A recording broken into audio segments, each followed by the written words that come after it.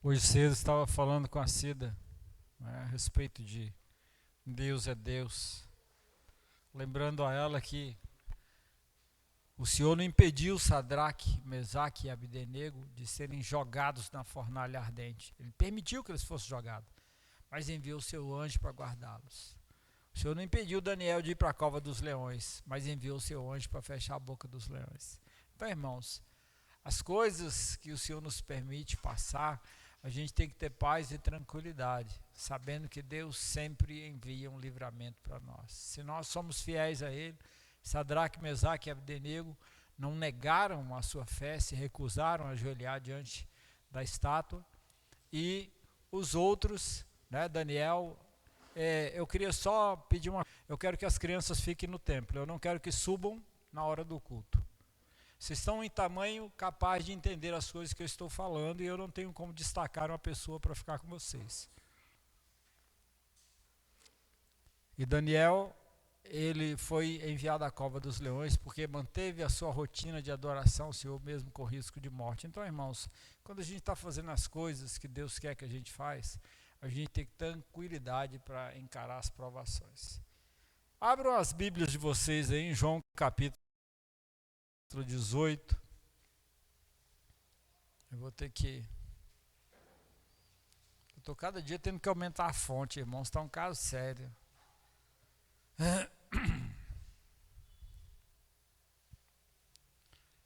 João capítulo 18, versículo 15 até o versículo 27. 15 a 18 e depois de 25 a 27.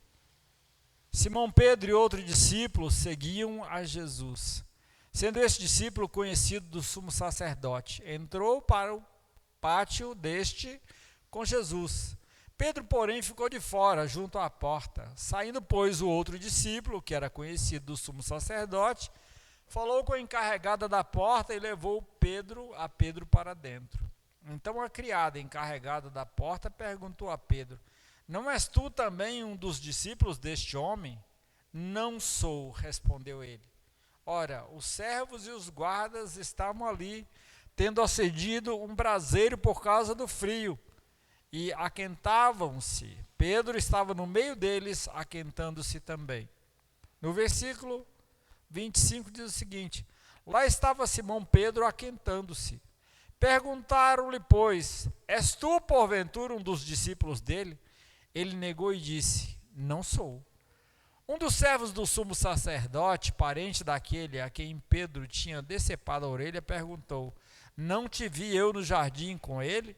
De novo Pedro negou, e no mesmo instante cantou o galo. E o texto inicial: sede meus imitadores, como eu também sou de Cristo. Vamos orar nesta hora. Deus eterno, nós louvamos e bendizemos o teu nome pela tua palavra, porque ela ilumina a nossa mente, o nosso entendimento, nos dá discernimento do teu querer e da tua vontade. Que essa luz, Senhor Deus, que há na tua palavra, brilhe, Senhor Deus, através da minha vida, ilumine a mente e o coração dos teus filhos, para que possam compreender a tua vontade e o teu querer nessa hora, em nome de Jesus. Amém. Amados, a minha orientação às crianças é porque as crianças precisam de salvação. E para que possam decidir pela salvação, precisam ouvir a mensagem da salvação. Porque, como dizia meu pai para mim, Deus não tem netos, só tem filhos. Então, a gente precisa ouvir e decidir o mais cedo possível. E eu sei que eu me converti, eu tinha 10 anos, irmãos. Lá em 1968, durante o grande avivamento que Deus mandou sobre o nosso país, eu me converti, mas eu disse ao Senhor: não quero te servir com essa idade para daqui a pouco eu não me desviar de ti. E Deus teve paciência comigo, me esperou até os 35 anos, quando realmente eu me quebrantei diante dele e deixei tudo para lá.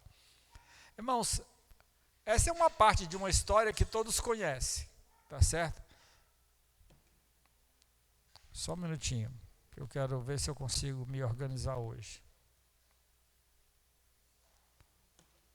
É uma história que todo mundo conhece, a história da morte de Jesus,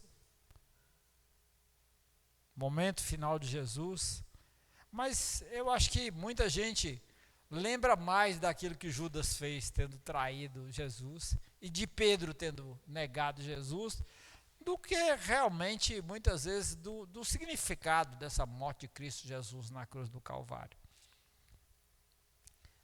A gente, às vezes, não pensa que você está falando de dois discípulos, Judas e Pedro. E de um outro discípulo, João. Jesus, momentos antes, ele tinha falado, olha, vocês todos vão me abandonar. Pedro falou, de jeito nenhum, eu morro contigo. Todo mundo falou, nega, é a mesma coisa. Só que o único que teve coragem de seguir a Jesus depois que ele foi preso, foi exatamente Simão Pedro e João. Eles falaram que iam com Jesus até o fim. E João foi. O detalhe que João conta aqui, quando o texto fala do outro discípulo, João está referindo a si mesmo. Para não ficar muito, pessoal, eu fui com Pedro, não sei o quê, não, ele está contando por fora. Então, como narrador, ele não narra na primeira pessoa. Ele está dizendo um outro discípulo, claro que era ele. Tá certo? Quando ele fala o discípulo a quem Jesus amava, ele está se referindo a ele mesmo. A gente não fala dos 9 discípulos, tá certo? Porque contando Judas, Pedro, mas João são 3, o restante 9. O que os outros 9 fizeram? Vazaram, sumiram, se esconderam. Todos ficaram com medo. João foi o único que teve coragem. Chegou e caminhou com Jesus até a casa do sumo sacerdote, que o conhecia, pôde entrar, tá certo?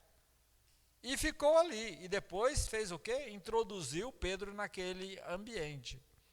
Então, se nós lermos, prosseguirmos na leitura do texto, nós vamos ver que quando Jesus estava sendo crucificado, João estava ao seu lado, Pedro não estava. Pedro ficou tão envergonhado de ter negado a Jesus, e vocês viram lá a paixão de Cristo, Jesus dá uma olhadinha para ele, Pedro baixa a cabeça e vaza, mas Jesus, o nosso Deus é misericordioso, depois Jesus o curou, o restaurou. E hoje, irmãos, quando a gente pega esse texto, analisa esse texto friamente, o texto naquela época, da posição histórica que nós estamos hoje, porque nós temos plena liberdade. Ninguém vai ser morto, pelo menos no nosso país, por dizer que é discípulo de Cristo Jesus. Então nós podemos, irmãos, tranquilamente confessarmos a fé. Mas por causa dessa liberdade, irmão, muitas vezes nós lemos a Bíblia com um olhar crítico, criticando a Pedro, criticando a Judas, criticando os demais discípulos, sem parar para pensar que nós poderíamos ter feito a mesma coisa naquela época, ou que nós estejamos fazendo a mesma coisa nesse tempo presente, irmãos. Porque é muito fácil apontar o erro dos outros, a falha dos outros, mas a gente não olha para dentro de nós. A pergunta é, será que como discípulos de Jesus temos sido mais perfeitos do que Judas, do que Pedro, do que os 9 que fugiram, do que os outros que andaram com ele? Será que nós não temos negado a Jesus com nossas obras e com o nosso viver? Será que como Judas não temos amado mais a recompensa do mundo que a glória eterna, vendendo a nossa fé por um preço qualquer, porque estamos buscando a recompensa material? Será que nós não temos sido como os discípulos que se esconderam de todos por temerem ser mortos com Jesus depois de terem jurado que jamais o abandonariam? Será que nós não estamos fugindo, nos escondendo, com medo? Será que nós temos sido como João, que perseverou em seguir Jesus até o fim, até o último instante? Será que assim como Paulo, nós temos uma vida consagrada a Jesus que mereça ser imitada pela igreja do Senhor, pelos nossos irmãos? A pergunta mais é, como é que você está se vendo como discípulo de Jesus Cristo? Como é que você se vê como discípulo de Jesus Cristo? Como João, que vai ousadamente até o fim? Como Pedro, que na hora do aperto, temendo qualquer coisa, não. Né? Como contou o Gabriel aqui aos anos passados, que conheceu uma pessoa que estava na igreja, ele perguntou, você é crente? Ele falou assim, não, eu sou líder de célula. Espera aí. Como é que você pode ser líder de célula de uma igreja e não ser crente? Pois é, mas hoje tem disso tudo. As pessoas estão liderando a igreja do Senhor sem serem crentes. Será que você merece ser imitado? Olha para o seu filho, pensa no seu filho, pensa no seu esposo, pensa nos seus familiares. Será que os seus familiares gostariam de ser como você é? Ou será que você está sendo para eles, como crente, aquilo que você deveria ser, de forma que eles o imitem ou a imitem em suas obras? Irmãos, eu quero só conversar com vocês hoje sobre a quem devemos imitar em nosso viver. A quem devemos imitar em nosso viver. E quero começar com uma negativa. Em primeiro lugar, irmão, nós jamais devemos imitar a Judas. Jamais devemos imitar a Judas. Os poucos relatos que nós temos de Judas nos contam que ele não era honesto na administração dos recursos recebidos, que ele roubava das ofertas que eram dadas a Jesus para o ministério e usava em seu proveito aquilo que deveria ser usado em proveito de muitos. Eu vejo também que Judas, né, como tesoureiro do ministério, homem de confiança, ele tinha todo esse trabalho de cuidar de logística, para onde Jesus ia, onde ia hospedar, alimentação, alimentava tudo. Mas ele fazia todas as coisas com o interesse. Se você começar a pensar, quando Judas lança a mão daquele dinheiro que era de Jesus, ou era do ministério de Jesus, em proveito próprio, começa a mostrar para nós que ele tinha uma expectativa material em relação a Jesus. Ele cria que Jesus iria estabelecer um governo civil sobre Israel. Ele estava sendo aclamado rei de Israel. E sendo aclamado rei sobre Israel, ele expulsaria os romanos, porque era essa a expectativa messiânica dos judeus, de não se sujeitar a governo algum e governar sobre todos.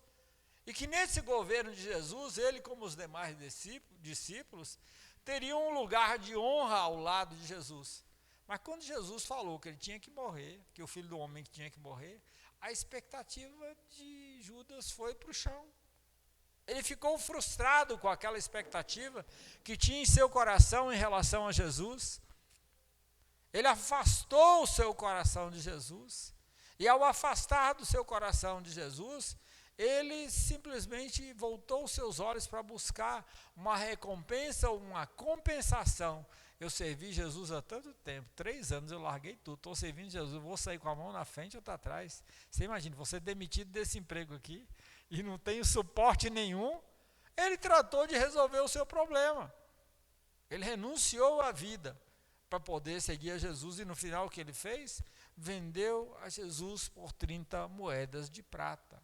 Traiu a confiança de Jesus entregando, tá certo, aos guardas do sacerdote. Agora, vamos parar para pensar. Será que a expectativa de Judas era tão diferente quanto a de muitos de hoje que se dizem discípulos de Jesus? Será que a expectativa das pessoas hoje, de muitos crentes que estão dentro das igrejas, é diferente dessa expectativa de Jesus? Será que a sua expectativa de Jesus também não é semelhante à de Judas? Para e pensa. Será que você não está seguindo Jesus visando somente recompensas materiais? Uma boa vida, um bom emprego, uma vida familiar tranquila, a proteção?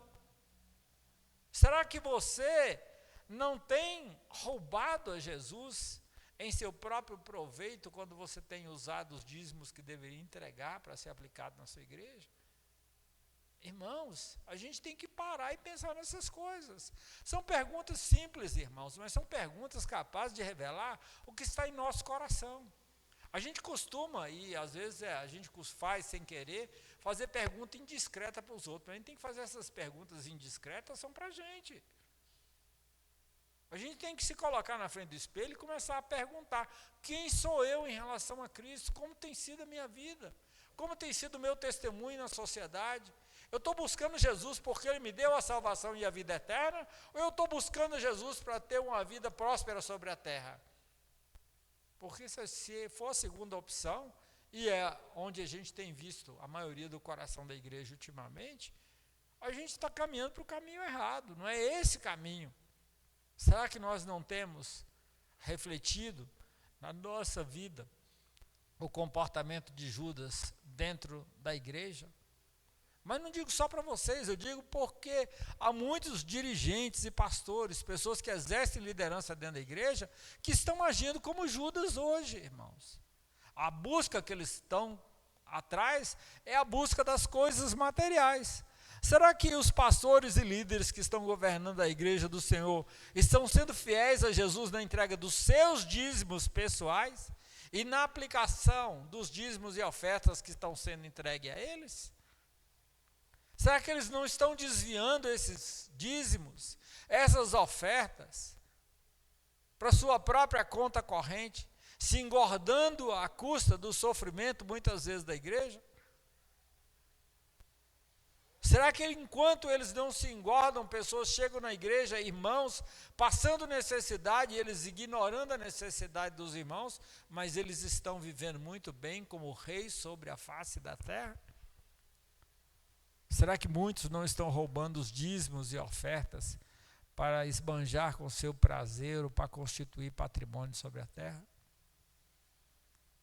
Será que esses pastores não estão arrancando a carne, a gordura, a lã e até as unhas das ovelhas para se engordarem e enriquecerem à custa da boa fé dos fiéis? Será que não estão agindo pior do que Judas agiu? Porque quando você começa a atrair o Senhor, e você começa a usar o que é do Senhor em proveito próprio, o pastor é digno do seu salário, a palavra de Deus diz isso. Mas ele não é digno de pegar 70% da arrecadação da igreja, botar no bolso, e os 30% prestar conta, não. Ele tem que ter um salário fixo, de acordo com a arrecadação da igreja, que seja compatível. Amados, tem muitas pessoas mercadejando a palavra de Deus, suavizando a mensagem de fé e de arrependimento, que são a base da doutrina da salvação. Será que essas pessoas não percebem que estão enlarguecendo a porta do céu para aqueles que entregam dízimos vultosos e ofertas generosas, prometendo-lhes bênçãos fictícias, irmãos, adulterando a palavra de Deus e prometendo bênçãos que Deus não irá cumprir? E se eles... Espera aí, irmão, perdão. Tinha um alarme de remédio da Cida aqui. Prometendo bênçãos que Deus não irá cumprir, amados. Amados, isso é muito sério. Então há muitos que querem viver como reis em nome de Jesus. Mas não param para pensar que o rei dos reis não tinha nem lugar onde recostar a sua cabeça. Jesus não tinha casa própria. Jesus vivia de favor na casa dos outros. Ele exercia o ministério com as ofertas que davam para ele. A sua profissão era carpinteiro. Veja que muitos querem viver como reis, para reinar sobre a terra. Mas nós fomos chamados por Jesus, não foi para reinar sobre a terra, foi para reinar junto com ele por toda a eternidade, no seu reino, porque o reino dele não é reino desse mundo. Será que essas pessoas não conseguem perceber que estão seguindo a Judas, em vez de estar seguindo a Jesus? Será que eles não percebem que, ao se apropriarem de dízimos e ofertas, eles estão roubando o que pertence ao ministério do Senhor e criando embaraços à pregação do Evangelho? Eu estava aqui sentado pensando, né, na oferta que nós fazemos mensalmente para a missão Vale da Amazônia. Irmãos, a nossa igreja é pequenininha, a gente arrecada um pouquinho de dízimo, mas todo mês a gente manda um salário mínimo para a missão Vale da Amazônia. Se você não pesquisou, vai pesquisar, que você vai ver o tanto de trabalhos que eles fazem. E trabalham muito, evangelizando os índios por todo o interior do Amazonas, várias tribos. Você vê as pessoas consagrando a sua vida completamente a Deus, renunciando a tudo. Pessoas que tinham tudo aqui e foram para lá. Pastor Hélio contou aqui o testemunho de 2 jovens aqui que moram no Parkway, os pais com muito recurso. Os 2 foram lá para a missão Vale da Amazônia e ficaram por lá. Não queriam voltar para fazer faculdade nem para fazer nada. Eles não estavam buscando recompensa sobre a terra. Eles estavam buscando fazer aquilo que o Senhor mandou. Por quê? Porque o Senhor queimou o coração deles, colocou no coração deles o desejo de servi-lo. Irmãos,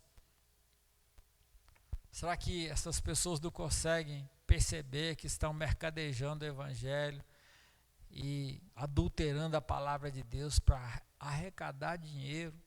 Será que eles não conseguem perceber que Deus está vendo tudo isso? Irmãos, não tem jeito da gente esconder nada do Senhor.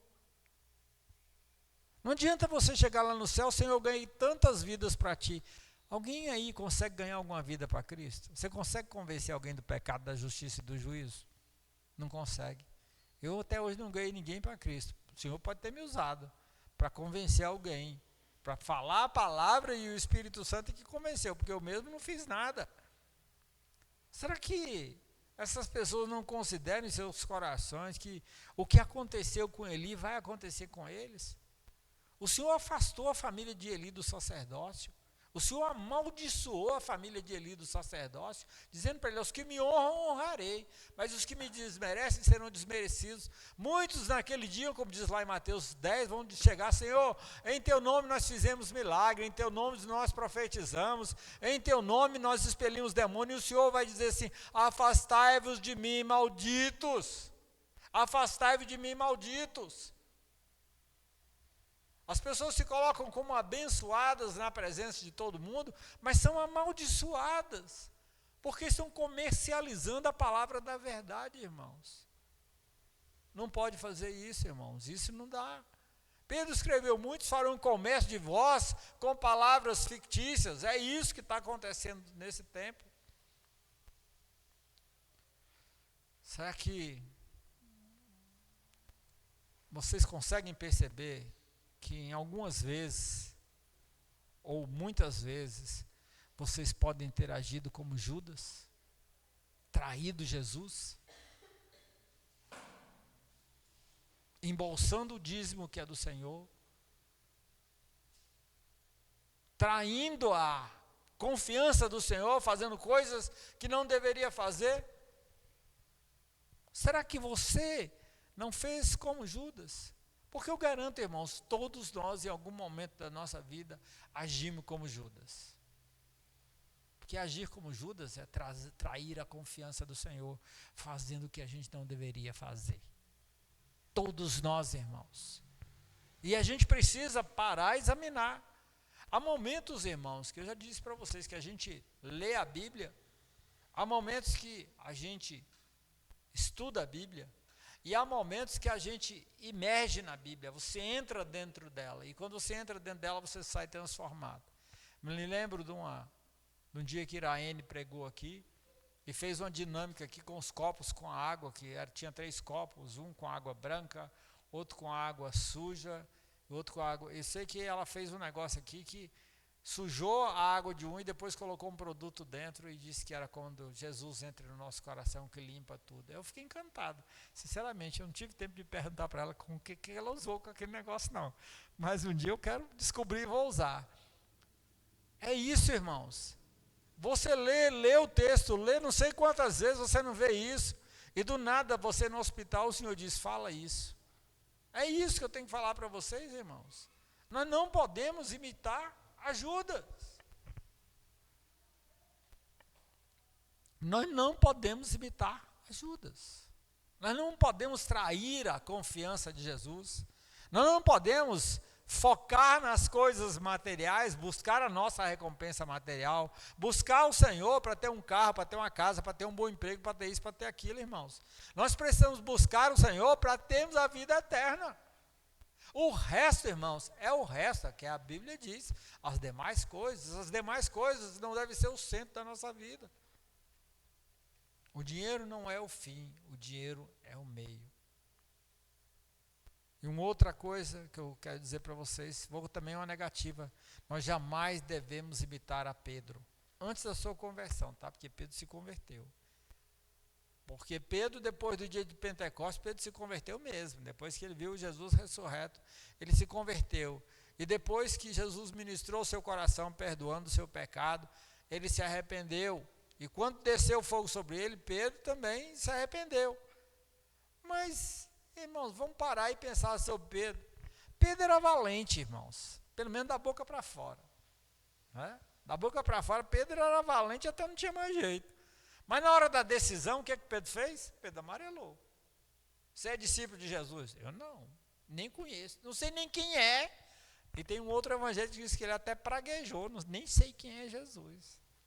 Ele amarelou 3 vezes. Ele negou que era discípulo de Jesus. Estava todo mundo vendo que ele era discípulo de Jesus. Ele disse, não sou não.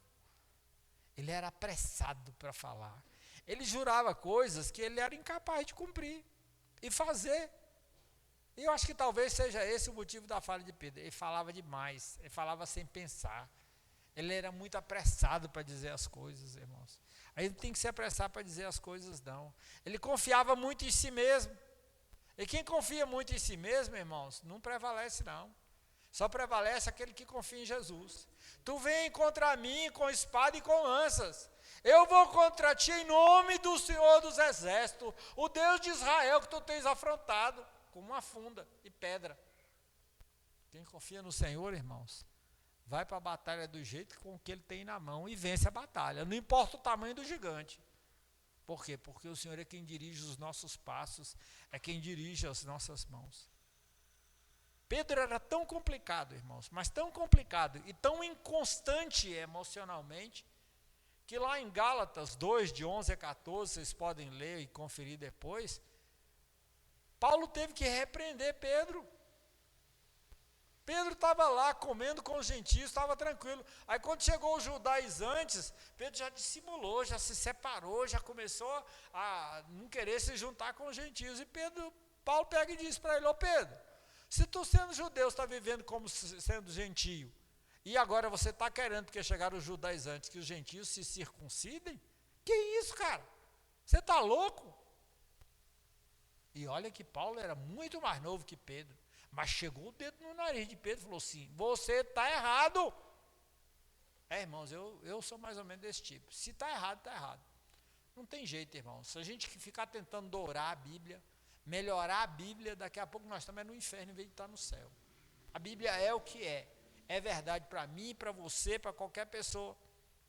Então, quando Jesus perguntou aos seus discípulos quem ele era, Pedro tomou a frente e disse, tu és o Cristo, o Filho do Deus vivo. Quando Jesus pregou aquela mensagem que todo mundo vazou, Jesus, e vocês? Então vão querer ir embora? Não, Senhor, para que iremos? Só tu tens palavra de vida eterna e nós temos crido que tu és o Cristo. Está lá em João 6,68. Mesmo sabendo que Jesus havia de morrer por todos, ele fez o quê? Sacou a espada e cortou a orelha do servo do sumo sacerdote. Eu sou valente. Valente. Ali. Mas quando ele chegou, na hora do vamos ver, que perguntaram para ele se ele era realmente discípulo de Jesus Cristo, e ele corria o risco de ser condenado, porque quando ele foi, ele achou que aquele negócio ia ser só um interrogatório. Depois que eles viram que o caldo engrossou, que eles estavam dando uma prensa em Jesus e já estavam decididos a matá-lo, Pedro amarelou.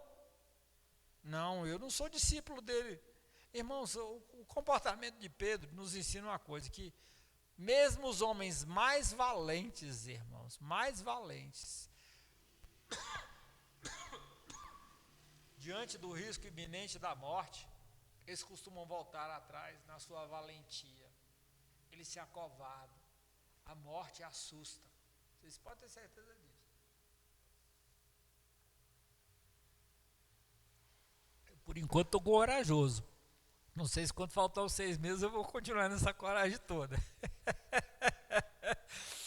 O apóstolo Paulo mesmo conta que ele votou pela morte de muitos que não negaram a Cristo. Porque quando Paulo perseguiu a igreja, Saulo perseguiu a igreja, muitos ele condenou, deu voto para que eles morressem. E ele fez com que muitas pessoas blasfemassem e negassem o nome de Jesus para conservar suas vidas. Vejam, irmãos, que na hora do aperto, as pessoas costumam voltar atrás. Quando são confrontadas, elas costumam muitas vezes voltar atrás na sua fé. Mas Pior, irmãos, do que a negação de Pedro é a negação silenciosa que muitos fazem de Jesus por meio do seu viver, por suas condutas, por suas palavras. A gente pensa nessa negação de Pedro a Jesus. Mas e aí? Nós não estamos também negando a Jesus? Há muitas pessoas, irmãos, celebradas aí pelas mídias sociais que se dizem cristãs. Mas você lê muitas vezes de curiosidade, você vê que elas não abandonaram o pecado, que elas continuam vivendo na imoralidade. Assim como há quem se diga cristão e pastor e faça propaganda de jogos de aposta de futebol dizendo que está profetizando. Pode um negócio desse? Profetizando? Irmãos, esses absurdos estão acontecendo. Meu pai, irmãos, dá só um minutinho, deixa eu desligar esse marvado aqui, porque...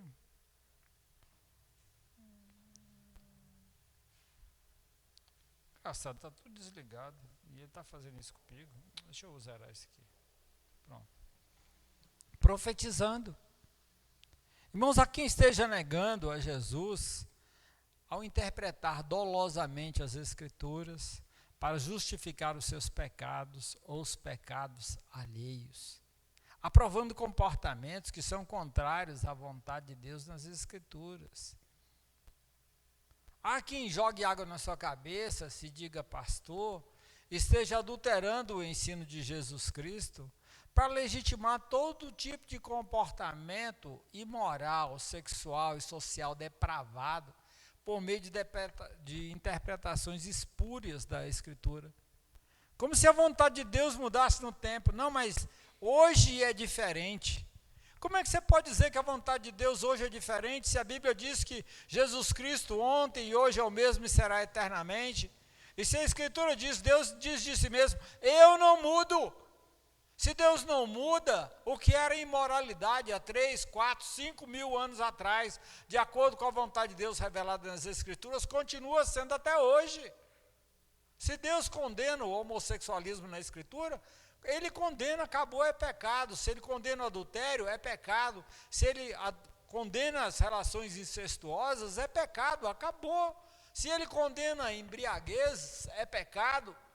Se Ele condena roubar aquilo que é consagrado a Ele, continua sendo pecado, irmãos. Não é o tempo que vai mudar daqui a 10 mil anos, se estiver pregando essa palavra, o que é pecado, que foi pecado há 5 mil anos atrás, daqui a 10 mil anos vai continuar sendo pecado. Mas eu não acredito que Jesus vai demorar tanto tempo para voltar. Irmãos, a vontade de Deus, ela não se adapta ao comportamento humano. Primeiro porque o homem está se depravando cada vez mais. Deus não muda, Jesus não muda, irmãos. Enquanto houver mundo, o que é pecado continua sendo pecado. Sabe por quê, irmãos? Deus não existe no tempo, Deus não sofre interferência do tempo. As pessoas às vezes não têm capacidade intelectual ou espiritual, às vezes, para poder entender essas verdades que são muito claras. O que Deus pensa e afirma na palavra sobre nós é verdade. O que Deus afirma na palavra sobre nós? Vocês são pecadores. Segunda coisa que Deus afirma, vocês estão condenados. Terceira coisa que Deus afirma, vocês precisam de salvação. Quarta coisa que Deus afirma, eu ofereço a vocês o perdão, a redenção e a vida eterna por meio da fé em Jesus Cristo. Quinta pergunta, você aceita meu filho como seu salvador?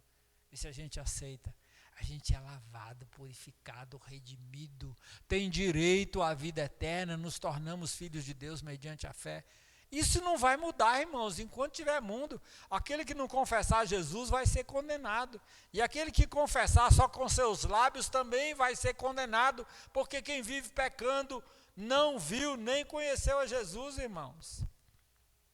Então, irmãos, aqueles que se dizem cristãos e adulteram as Escrituras para acolher, aqueles a quem Deus chama ao arrependimento, mas que querem continuar na prática do pecado, estão semeando engano a essas pessoas.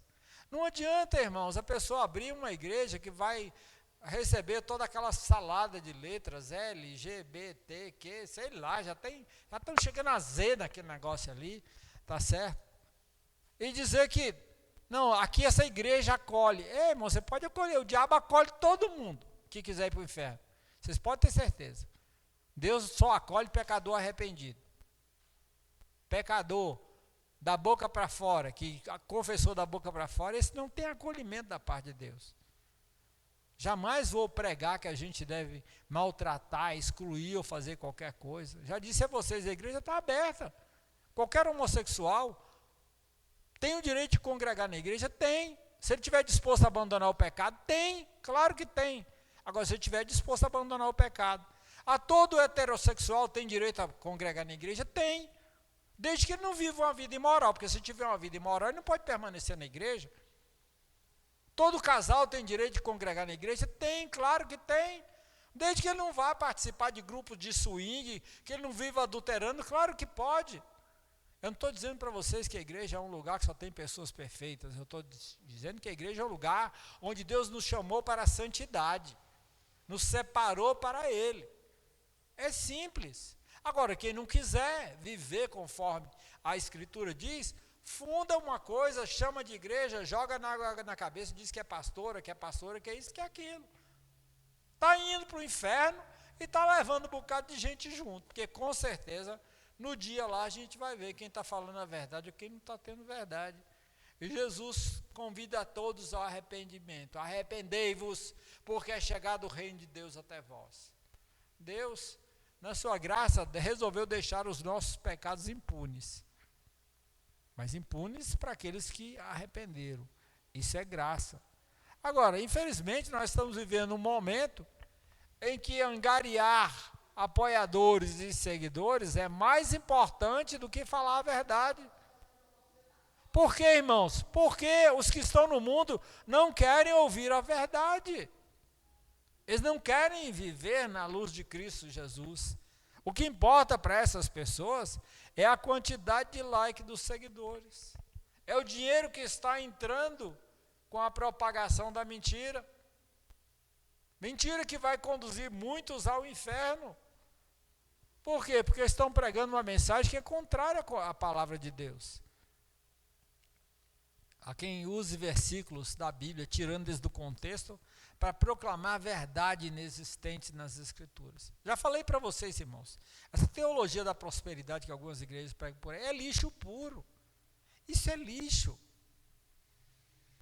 É lixo. Jesus, em todo momento, Jesus condenou o amor ao dinheiro. Em todo momento. Ele chegou e disse que dificilmente um rico entrará no reino dos céus, ou seja, aquele que está com seu coração na riqueza vai entrar no reino dos céus. Mas também o Senhor não diz que o pobre, só o pobre que vai entrar no céu. E aquele que tem o seu coração nas riquezas, ele não vai entrar.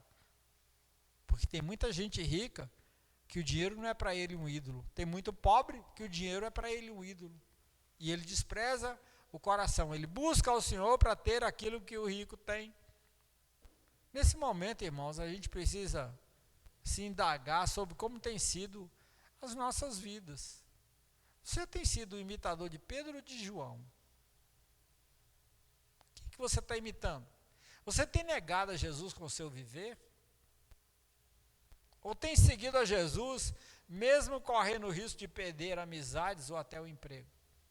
Irmãos, seguir a Jesus implica assumir riscos.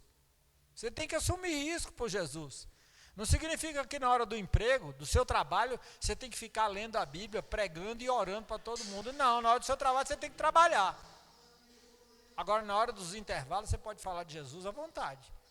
Se você está sendo pago para trabalhar, não vai roubar o seu patrão lendo Bíblia na hora de trabalho. Vai fazer o que você tem que fazer. Tem muita gente que diz, eu estou sendo perseguido por causa do evangelho. Não, você está sendo perseguido porque está sendo burro, porque está sendo desonesto. Porque está roubando do seu patrão, fazendo o que não deveria fazer na hora que você deveria fazer. Irmãos, a gente tem que trabalhar e trabalhar com muita seriedade o tempo todo. Mas ser luz, iluminar com a nossa conduta, com a nossa vida. Então, suas obras testemunham que você é um discípulo comprometido com Jesus, ou apenas tem um compromisso superficial com sua mensagem e com Ele? Você tem testemunhado publicamente com sua vida que é discípulo, discípula de Cristo? Ou nem fala a respeito disso com aqueles que não são crentes que te cercam? As pessoas conseguem ver Cristo em você. A questão é, as pessoas conseguem ver Cristo em você? Será que elas estão vendo Cristo em nossas vidas? Será que, assim como Pedro, você não tem negado a Jesus na hora da decisão? Será que você não tem se acovardado ou acovardada num momento que precisa ser firme na sua fé? Você é discípulo de Jesus? Eu sou. As pessoas dizem, você é crente? Eu digo, sou crente em Jesus Cristo, eu sou. Eu sou crente em Jesus Cristo, sou mesmo, irmãos. E ser crente em Jesus Cristo significa viver de acordo com a sua vontade, de acordo com a palavra de Deus.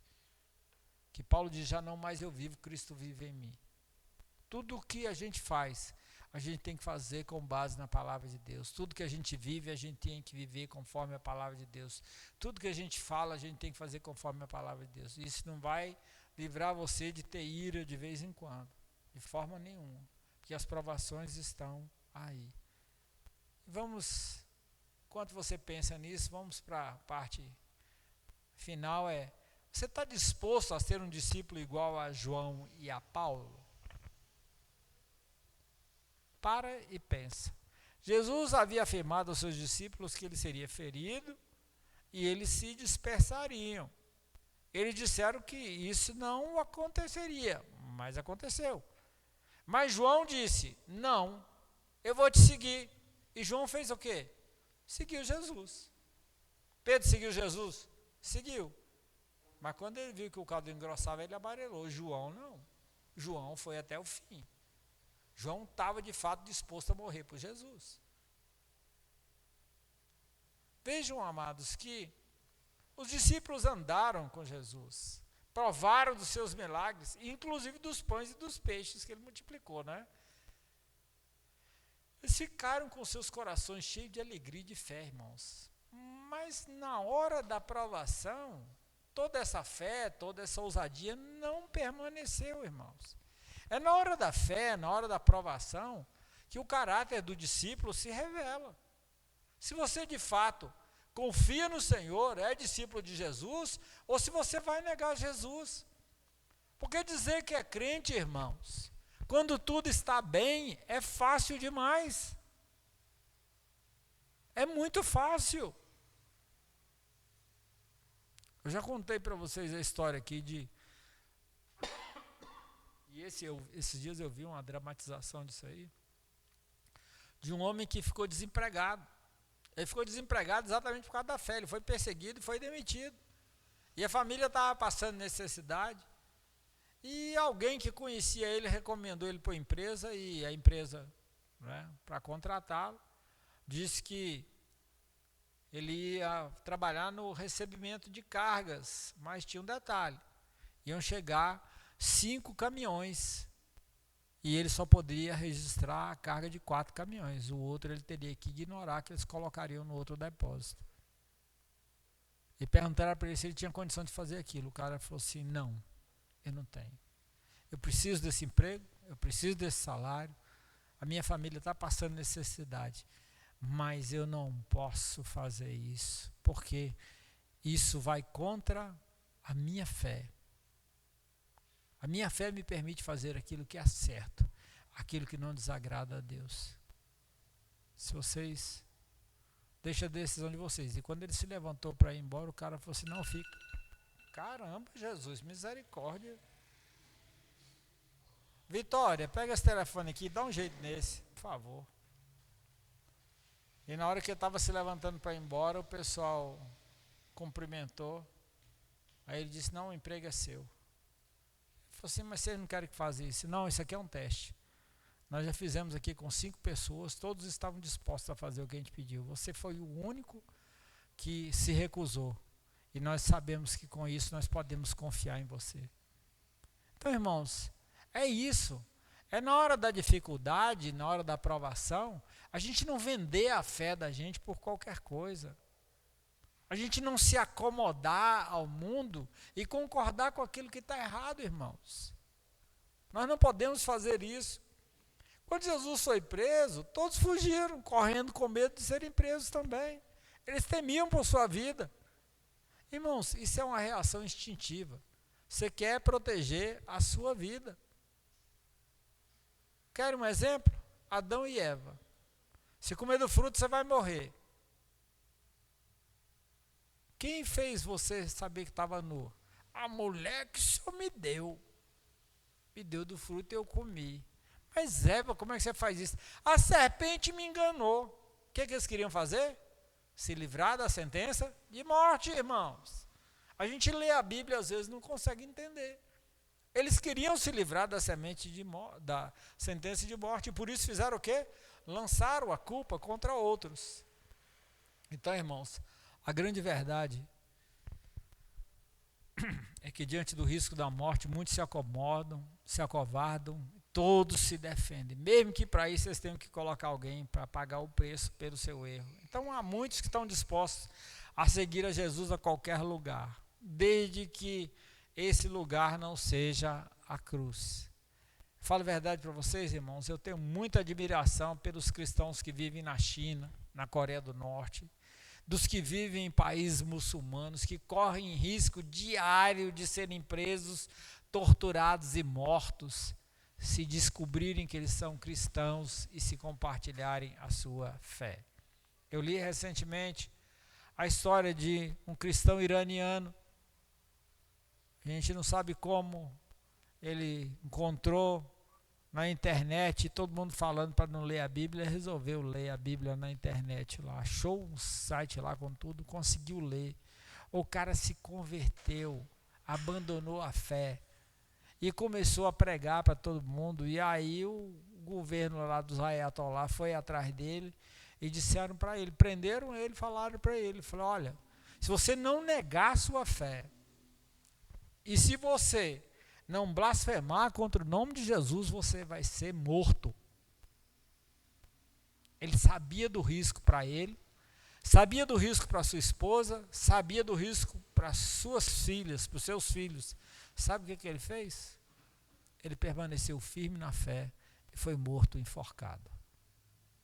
Na Coreia do Norte, quando na Guerra da Coreia, tinha cristãos do lado do norte, cavaram um buraco, eles cavavam um buraco com um trator, fazia aquele buraco fundo, jogava o casal lá dentro com os filhos crentes lá dentro e diziam para eles, ou você nega Jesus, ou nós vamos jogar essa terra em cima de vocês.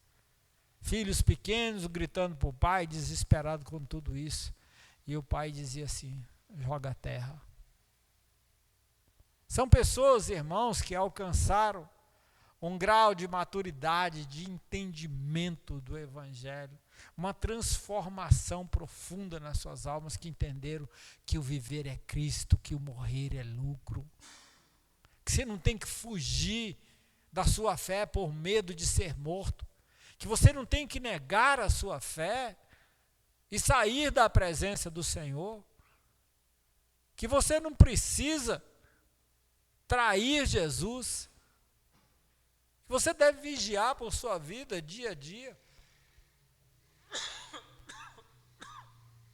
para que não venha fazer como Judas ou fazer como Pedro. Tem muita gente, irmãos, que está dentro da igreja e não quer se envolver com Jesus, com sua obra.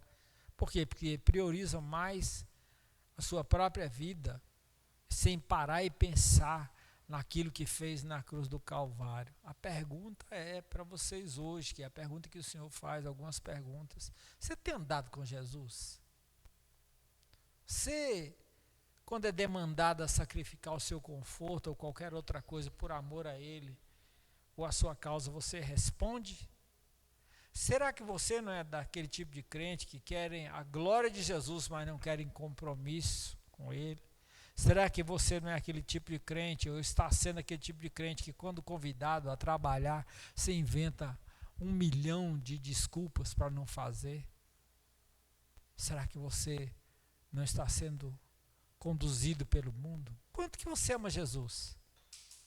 Quanto você está disposto a se desgastar por Ele, por amor a Ele? Quanto você está disposto a enfrentar e sofrer para cumprir o seu chamado? Você já pensou no exemplo de João que João deixou para nós? Ele foi lá, conhecido de Anás, sabia do risco, foi até lá. E depois foi até a cruz, porque mesmo na crucificação de Jesus, a gente sabe pela história que foi uma coisa violenta. Mesmo ali ainda corria o risco, porque ele era discípulo de Jesus. Mas ele foi até ali. Sabe por que eu acho que ele foi até ali? Porque ele se lembrou da oração de Jesus. Pai, não os peço que os tire do mundo, mas sim que os guarde do mal. Eles não são do mundo como também eu sou. Eu guardei a todos eles no nome que tu me deste, e nenhum se perdeu, exceto o filho da perdição. Para que se cumprisse as Escrituras. Pai Santo, eu os tenho guardado em teu nome. Guarda-os, Pai, no nome que tu me deste. Ele se lembrou.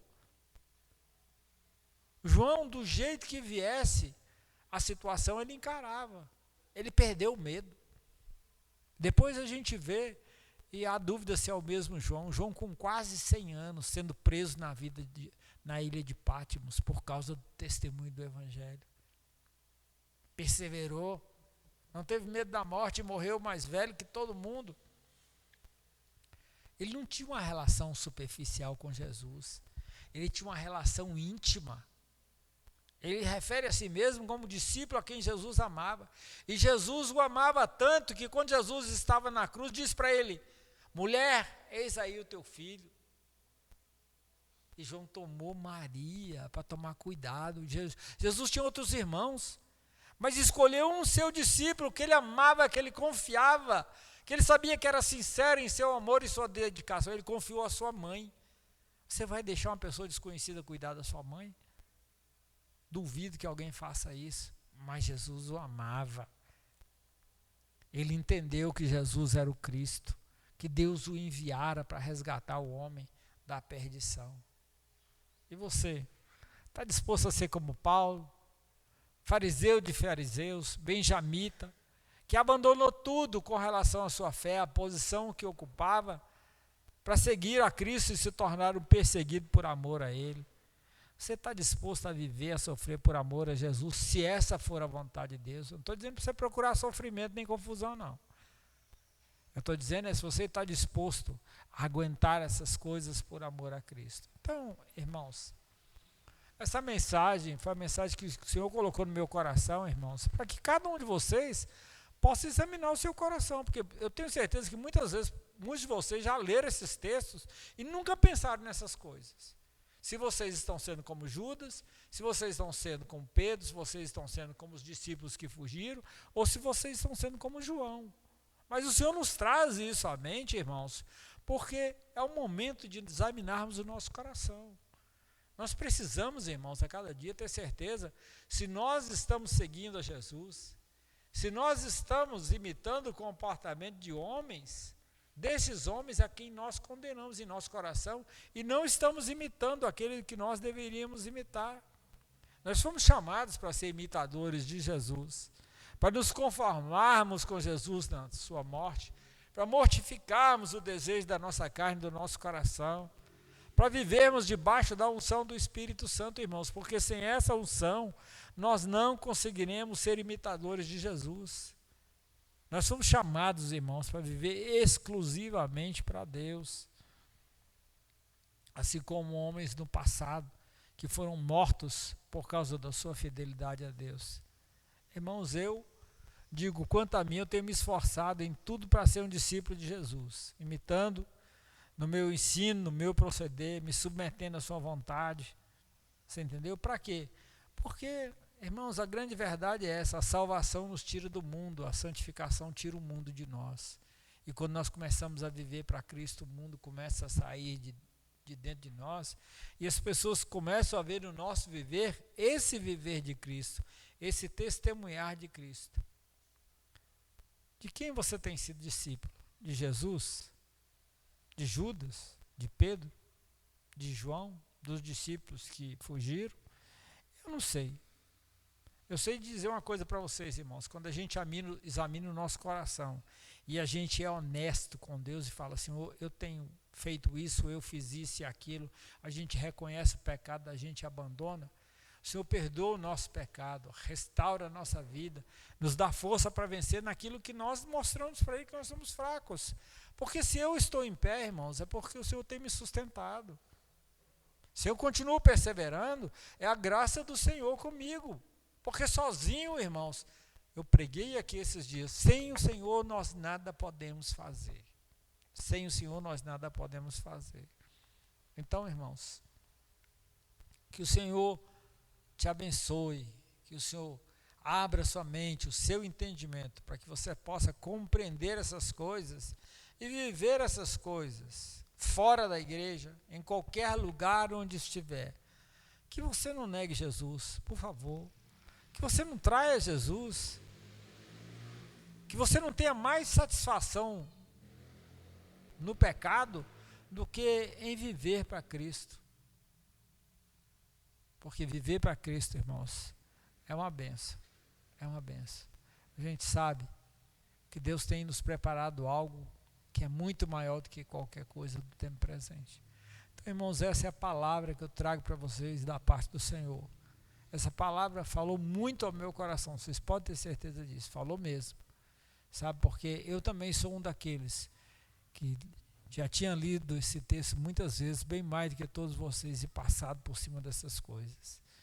Mas essa semana eu fui confrontado pelo Senhor com relação a essas coisas. Não em relação a algo específico, mas para que eu pudesse entender que todos nós, em algum momento da nossa caminhada, tendemos a imitar a Judas, a Pedro, ou aos discípulos que fugiram. Com certeza. Mas o que Deus espera de nós é que nós sejamos como João, que foi até a cruz com Cristo, que não largou de forma alguma, que viveu para o seu agrado, que registrou em seu coração e no papel tudo aquilo que Jesus falou, que interpretou corretamente as coisas, para que por meio dessa leitura nós possamos crer que Jesus Cristo é o Filho de Deus, para que crendo nós tenhamos vida em seu nome. Um homem que testemunhou de Jesus, mas que também testemunhou, pela graça do Senhor Jesus Cristo, da grandeza daquilo que Deus tem preparado para nós. De quem você é discípulo. Vá meditando nessas coisas e coloque sua vida diante do Senhor e veja o que você precisa conversar com Ele, e converse em particular na sua casa, no seu canto, no seu quarto fechado. Essa é uma conversa entre você e Ele. Por quê? Porque você vai prestar conta de sua vida ao Senhor. Vamos orar.